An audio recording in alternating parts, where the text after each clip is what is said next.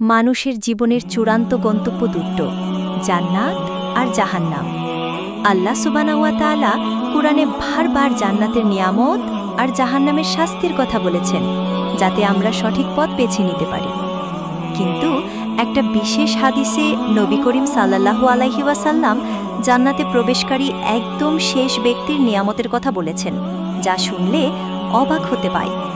এই ব্যক্তি প্রথমে জাহান্নামের আগুনের শাস্তি পাবে, তারপর আল্লাহর রহমতে মুক্তি পেয়ে জান্নাতে যাবে। এই ঘটনাটা মানব ইতিহাসের মধ্যে সবচেয়ে আশ্চর্যকর আর আবেগঘন একটা কাহিনী, কারণ একেবারে শেষ যে জান্নাতে যাবে সেও এমন নিয়ামত পাবে যা দুনিয়ার রাজা বাদশারাও কল্পনাও করতে পারবে না। হাদিস শরীফে এসেছে, জাহান্নামের সবচেয়ে শেষ মুহূর্তে এক মুমিনকে বের করা হবে। তার অবস্থা দেখে বোঝা যাবে না যে সে কোনো ভালো কাজ করেছে কিনা। আল্লাহ তাআলা তাকে বলবেন, যাও, জান্নাতে প্রবেশ করো। লোকটি ভয়ে ভয়ে জান্নাতের কাছে যাবে, কিন্তু ভেতরে যাওয়ার মতো সাহস পাবে না। সে বলবে, হে আল্লাহ, আমি তো জাহান্নামের সবচেয়ে শেষ শাস্তিপ্রাপ্ত ব্যক্তি, কিভাবে জান্নাতে প্রবেশ করব? আল্লাহ তাআলা মুচকি হেসে বলবেন, যাও। এরপর আল্লাহ তাআলা তাকে বলবেন, জান্নাতে প্রবেশ করো। সেখানে তোমার জন্য রয়েছে এমন সব সুখ শান্তি যা তুমি কল্পনাও করতে পারো না। লোকটি জান্নাতে প্রবেশ করে দেখবে সেখানে রয়েছে নয়নাভিরাম দৃশ্য, ফল ফুলে ভরা বাগান, স্বচ্ছ পানির ফোয়ারা। জান্নাতে প্রবেশ করে সে অবাক হয়ে যাবে। সে দেখবে সেখানে তার জন্য সব কিছু। লোকটি জান্নাতের নিয়ামত দেখে আল্লাহকে ধন্যবাদ জানাতে থাকবে। সে বলবে, হে আল্লাহ, তুমি মহান। মানুষটি যখন জাহান্নাম থেকে মুক্তির সুযোগ পাবে তখন তার অবস্থা কতটা করুণ হবে। সে ক্লান্ত, অবসন্ন, পোড়া শরীর নিয়ে ধীরে ধীরে হামাগুড়ি দিয়ে জাহান্নামের আগুন থেকে বের হয়ে আসবে। পা দিয়ে হাঁটার মতো শক্তি তার আর থাকবে না। আগুনে পোড়া মানুষের মতো ক্ষতবিক্ষত দেহ, তবুও তার অন্তরে একটি আশা এখনো জীবিত থাকবে। সে আশা হলো, আল্লাহ যদি আমাকে অন্তত জান্নাতের বাইরে কোথাও রাখেন, যেখানে আর আগুনের শাস্তি নেই। এই বাক্যেই বোঝা যায়, জান্নাতের বাইরের কোনো স্থানে দাঁড়িয়ে থাকা হলেও যদি সেখানে নিরাপত্তা ও শান্তি থাকে, তাও একজন মানুষের কাছে কত বড় নেটো। কারণ জাহান্নামের আগুনের কষ্ট এমন, যা মুহূর্তের জন্য সহ্য করা সম্ভব নয়। এই মানুষটি জান্নাতের দরজার দিকে আসবে হামাগুড়ি দিয়ে।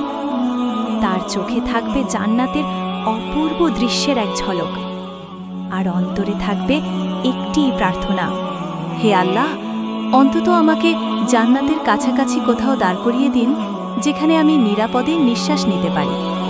আল্লাহ সুবহানাহু ওয়া তাআলা এই মানুষটির সাথে বারবার কথা বলবেন। তাকে প্রতিশ্রুতি দিতে হবে যে তিনি আর কিচ্ছু চাইবেন না। কিন্তু জান্নাতের সৌন্দর্য ও আল্লাহর অফুরন্ত দয়ার কারণে তার অন্তর বারবার অকাঙ্ক্ষিত হবে। এই দৃশ্যটা আমাদের শেখায়, জাহান্নাম থেকে মুক্তি পাওয়াই আসলে সবচেয়ে বড় নিয়ামত।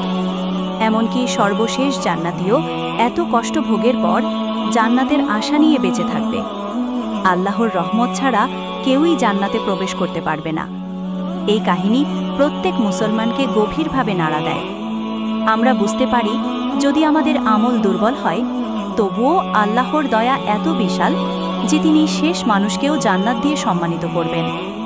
আর যদি আমরা আন্তরিকভাবে চেষ্টা করি, তবে কেন আমরা জান্নাতুল ফিরদাউসের মর্যাদায় পৌঁছাতে পারব না? সর্বশেষ জান্নাতি ব্যক্তির কাহিনী যত এগোয়, ততই এতে রহমতের মহিমা প্রকাশ পায়। দুনিয়ার জীবনে সে ছিল দুর্বল, পাপের ভারে নতজানু। আখিরাতে জাহান্নামের ভয়াবহ শাস্তিও সে ভোগ করেছে। কিন্তু আল্লাহর অসীম দয়ার কারণে একসময় মুক্তি পেল, জান্নাতের দরজার দিকে এগোলো। সেখানে তার জীবনের নতুন অধ্যায় শুরু হলো, নিয়ামতের অধ্যায়। এটা তো খুবই সুন্দর বর্ণনা। হাদিসে এসেছে, যখন সে জান্নাতের কাছে এসে দাঁড়াবে, তখন তার চোখে পড়বে এক বিশাল গাছ। সেই গাছের রূপ সৌন্দর্য এতটাই বিস্ময়কর হবে যে দুনিয়ার সমস্ত গাছপালা তার কাছে ফিকে মনে হবে। তার পাতাগুলো হবে পান্নার মতো সবুজ, কাণ্ড হবে সোনার মতো ঝলমলে, আর তার ছায়া এত দীর্ঘ হবে যে একজন মানুষ যদি শত শত বছর ধরে ভ্রমণ করে, তবেও ছায়ার শেষ প্রান্তে পৌঁছাতে পারবে। ও আল্লাহ, আমাকে ওই গাছের কাছে যেতে দিন। আমি শুধু তার ছায়ায় বসে বিশ্রাম নিতে চাই, আর কিচ্ছু চাই না। আল্লাহ তখন তাকে অনুমতি দেবেন। সে হামাগুড়ি দিয়ে গাছের ছায়ায় এসে বসবে। সেই শীতল ছায়া তার হৃদয়কে শান্ত করবে। শরীরের সমস্ত ক্লান্তি দূর হয়ে যাবে এবং তার হৃদয়ে আনন্দের স্রোত বইবে। কিন্তু এটাই মানুষের স্বভাব, যেখানেই যায় আরও ভালো কিছু দেখলে নতুন বাসনা জাগে। কিছুক্ষণ পর তার দৃষ্টি আরেকটি গাছের দিকে যাবে, কিন্তু তার মন মানবে না। সে আল্লাহর কাছে আবার চাইবে, হে আল্লাহ, আমাকে ওই গাছের কাছেও যেতে দিন। আমি শুধু সেখানে একটু বিশ্রাম নিতে চাই, আর কিছু না। আল্লাহ তখন তাকে মনে করিয়ে দেবেন, তুমি তো ওয়াদা করেছিলে আর কিচ্ছু চাইবে না। অনন্ত সুখ ভোগ করার পর শেষ জান্নাতি দেখতে পাবে জান্নাতের বিশাল দরজা। সেই দরজাটা এতই সুন্দর হবে যা দুনিয়ার কোনো কিছুর সাথে তুলনা করা যাবে না। অনেক উঁচু, ঝলমলে মুক্ত আর সোনা দিয়ে তৈরি। দরজাটার ভেতর থেকে আসবে সুন্দর গন্ধ, শান্তির সুবাস, জান্নাতীদের হাসি খুশি আর নদীর শব্দ। এসব দেখে তার মন আবার অস্থির হয়ে যাবে। সে ভাববে, যদি আমি অন্তত ওই দরজার কাছে দাঁড়াতে পারতাম, ভেতরে না ঢুকলেও শুধু দরজার সামনে দাঁড়ালেই আমি শান্তি পেতাম। তখন সে আবার আল্লাহর কাছে অনুরোধ করবে। এটি একটি খুব গভীর এবং অনুপ্রেরণামূলক ভাবনা। এটি আল্লাহর অসীম করুণা এবং মানুষের অন্তরের দুর্বলতার প্রতি তার সহানুভূতির কথা মনে করিয়ে দেয়। জান্নাতে প্রবেশ না করে শুধু তার সামনে দাঁড়িয়ে থাকার ইচ্ছা বিনয় এবং কৃতজ্ঞতার প্রতীক। আল্লাহ সত্যিই বান্দার অন্তরের ইচ্ছা জানেন এবং তিনি ক্ষমাশীল এবং অতি দয়ালু। এই কাহিনী থেকে আমরা শিখতে পারি যে আল্লাহর দয়া কত বিশাল এবং তিনি বান্দারের দুর্বলতা সম্পর্কে অবগত। এটি আমাদের বিশ্বাসকে আরও মজবুত করে এবং আল্লাহর প্রতি নির্ভরশীলতা বাড়ায়। সত্যি, মানুষের আকাঙ্ক্ষার তো কোনো শেষ নেই। জান্নাতের এত সৌন্দর্য দেখার পর ভেতরে যাওয়ার ইচ্ছা জাগা খুবই স্বাভাবিক। প্রথমে বাইরে থেকে দেখার শান্তি পেলেও ভেতরে সুখের কল্পনা তাকে আরও বেশি আগ্রহী করে তুলবে। আল্লাহর অসীম দয়া থেকে সে আবার আশা খুঁজে পাবে এবং বিশ্বাস করবে যে আল্লাহ হয়তো তাকে ভেতরেও প্রবেশের অনুমতি দেবেন। এই ক্রমাগত আকাঙ্ক্ষা মানুষের চিরন্তন প্রকৃতিকে তুলে ধরে, আর আল্লাহর রহমত কোনো সীমা মানে না। তাই তার মিনতি হয়তো আবার শোনা হবে এবং সে জান্নাতের ভেতরেও প্রবেশাধিকার পেতে পারে। আল্লাহর রহমত যে কত বিশাল তাই কাহিনী থেকে স্পষ্ট বোঝা যায়।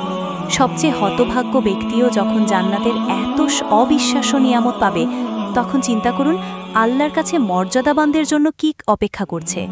সোনার প্রসাদ, মুক্তোর দরজা, হীরার প্রসাদ, এসব শুধু কল্পনাই করা যায়, বাস্তবের চেয়ে অনেক বেশি সুন্দর হবে। এই বর্ণনা আমাদের বিশ্বাসকে আরও মজবুত করে এবং জান্নাতের প্রতি আমাদের আকাঙ্ক্ষা আরও বাড়িয়ে তোলে।